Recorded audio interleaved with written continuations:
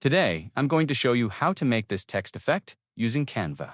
Let's drop our image to the design. Let's make it as a background.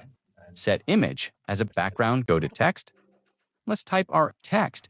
Increase the size. Let's change the font to Anton. Go to Effects, choose Outline, change the color to the same color of the text. Let's choose white color and decrease the thickness to 1 and go to Text Color, go to Gradient Styles. Let's choose this one.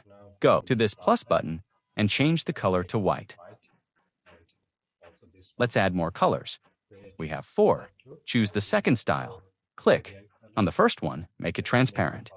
And the second as well, make it transparent. And make sure you choose this gradient style. And here is the final results. I hope you like this tutorial.